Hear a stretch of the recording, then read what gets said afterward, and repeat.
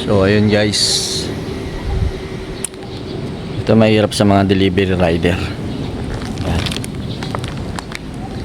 Dito tayo sa Magallanes Village. Kaso 15 minutes na ako dito. Doorbell ako ng doorbell, walang lumalabas. Yan, tinawagan ko yung sender. Sabi ko wala atang tao dito ma'am, kasi kanina pa ako doorbell, wala po lumalabas. Sabi ko tawagan nila yung boss ba nila yun, tapos baka pwede iwan ko na lang kahit saan dito sa kotse na to, ipapatong ko. Ayoko naman doon sa medyo loob kasi may matrespassing tayo. Bawal sa atin mga rider yan diba? Ayan na, mahirap. Medyo talo tayo sa ganyan. Pagka 15 minutes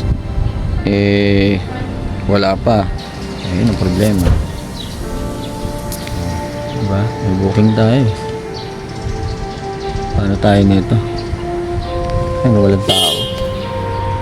Walang tao. Nag-aantay sa wala. Ang tagal tumawag nung assistant ni boss. Mukhang hindi makontak. Tawagan ko rin kasi kanina. Unattended diba? Ayan. Wala tayo dyan. GG tayo na ito guys. Imbis makakuha na tayong booking paglabas dito, dito tayo makakuha. Dito pa yung booking. Ngayon tumatawag na. Usapin natin Hello po.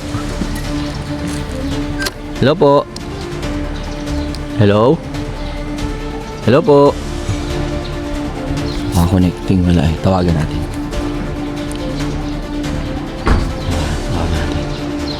Tawagan natin si ma'am. Send regular call na lang. Regular call tayo sa sender. Regular call natin yung sender. Speaker. Yan. Pati nyo. Hello po. Hello po? Ma'am, ano po sabi? Kuya, bali yung daw po dyan, kaka-flight na lang daw po kanina. O paano to ma'am? Ano pong gagawin natin? Kuya, bali ganito po kasi gusto niyo po ba yung sa may na lang po, magbibigay po kami ng ibang address, tapos yung mismong receiver na lang po ang magbabayad sa inyo.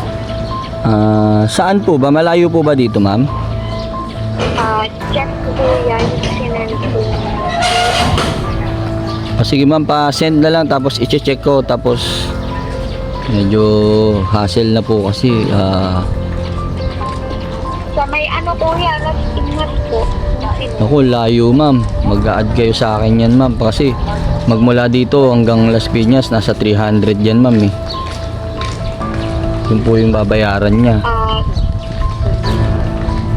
Pwedeng bigyan na lang po kami ng kuya, ng parang exact amount, gano'n, para masabi din po namin. Kasi siya po yung mismo magbabayad na po.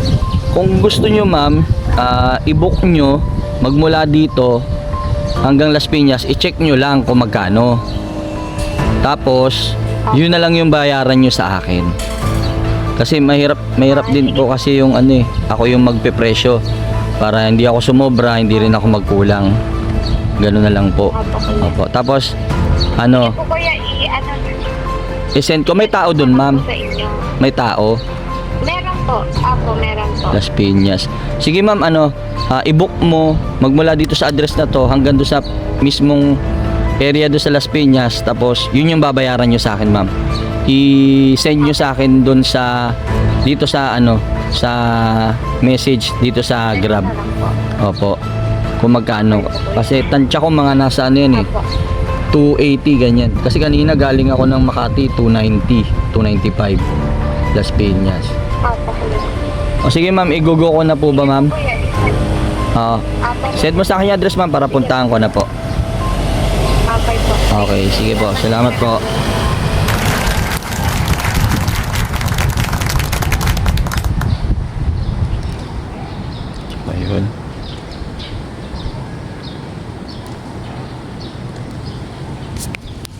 tagal mo. Yan. So yun guys. Dahil walang tao dito, pupunta tayo ng Las Piñas. I-off muna natin itong ano natin. Ano. Kasi baka may pumasok na booking. Yan. Hindi na muna natin to i-go-go. Siguro doon na lang natin siya i-go-go. Nakapunta na tayo na Las Piñas. Okay guys, balikan ko kayo mamaya kung check natin kung magkano yung makukuha. Ito mahirap talaga. Pero siguro kung mga 300 to last booking ko na to. Pahinga na ako. Aga rin naman akong bumiyahe. Sige guys, balikan ko kayo guys. Back to you man. So yun guys, nakarating na tayo dito ngayon sa Las Piñas. Dito tayo. Hindi expected ng mga kasama nila sa bahay yung ito. Pero dito nakatira yung Sir Roberto. Bali 308 ang babayaran nila sa akin. Okay na rin. Parang nagantay lang din tayo ng booking. Dito tayo dinala. Ngayon mag-open pa tayo. Biyahe tayo mga 2 booking na lang. Alay mo. 2 biyahe na lang. Tapos Gora na. Babush. Back to you man.